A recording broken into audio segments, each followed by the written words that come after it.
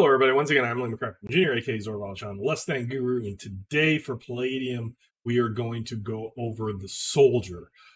So the Soldier is one of those base classes in the core Palladium First Edition books, and attribute requirements are the same. Alignment, any. He can be a soldier for good, evil, selfish reasons, whatever. Physical conditioning, this is the bonus that I give to shock points. If you want to use it for hit points, that's fine. If you don't like my shock point thing, but you like my idea of physical conditioning for those men of arms and more physical characters, occupationals, then this is something that you could add to the hit points just by being trained physically. Armor tier, they're going to be used to wearing all types of armor, heavy armor, and that. So tier 1, no restrictions, occupations, skills. These are the ones that every single occupation soldier gets. The one thing I did decide to do is that some soldiers will be bowmen or crossbowmen. So I allow them to automatically gain the soldier or the ranged combat archer. So in my ranged combat stances, which I've explained before, the highest is longbowman. The second is the ranger, which is very similar to how it is in Palladium First Edition. But then I have archer is the next one, and then there's a general. So the archer still better than a normal person with the bow. That's what they can be trained in if they choose to go that way. And then if they're going to be a soldier, they would choose the small shield. If they're going to go for the archer, they can choose the weapon proficiency short bow. The level chart for them is first level. This is the base skills. Then they get at second level 2 additional hit points. 3 and 4 is elective secondary skills. Then at 5, they get some shock points. Then at 6, they get formation fighting, which is something that I took from somewhere. I really don't remember if it was Palladium or if it was D&D or something, but it's something that I liked, and I'll get into that when we get into the abilities. And then they get 2 additional hit points. They get some skills, additional shock points, additional hit points, skills, shock point, hit point, shock point. So this is one of the ones that has more shock points and hit points and not as many of the special abilities, but their physical conditioning is going up by being a soldier.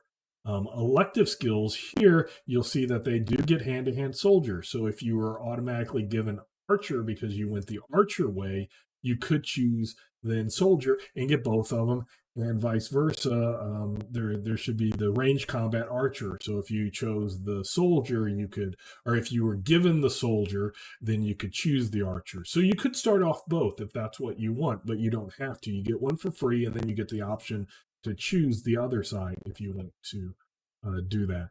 And then the secondary skills, you can get any secondary skills. These are the ones that give you bonuses.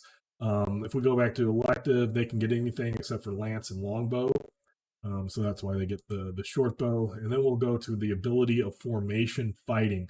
I believe the original concept of this is that if you had 2 people with formation fighting together, then they both get a bonus. And in theory, that's fine, but then you got to find 2 players that are both willing to get formation fighting, or in this case, be soldiers instead of something else. You get a +1 to strike. So what I did is I figured that the soldiers they're the bread and butter of armed forces. They are accustomed to fighting alongside other warrior types, men of arms. And therefore, as long as they're next to somebody who is in a melee stance, a hand-to-hand stance, and not a ranged stance or a thrown stance or magic, they can adjust their fighting style to gain advantage over a threat, an opponent, and therefore will get a +1 to strike. So as long as they're in the same stance, or if you have 2 archers that are both in a ranged stance shooting, then they can see how the other one's arrow goes and they can get the +1 to strike. So +1 to strike isn't great, but there's been so many times where a hit as the defender goes to tie and they're a 14 and you rolled a 14. So this is going to give you that +1. 5% chance increase on a d20. So that is decent. I think it's a nice thing that I'm in the same stance as this other person doing a similar thing. then I'm going to gain a bonus, and I don't have to rely on them also having the formation fighting. Starting equipment, I do have a similar thing of Palladium where they can get equipment, base equipment for free. They get a discount on more specialized equipment.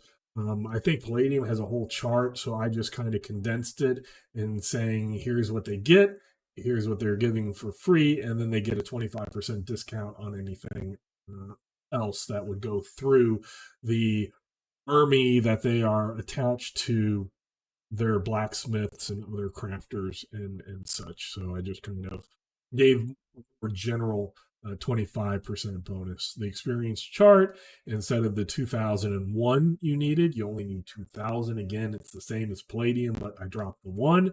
And the red, again, is this is what you need if you are going from another occupation to the soldier.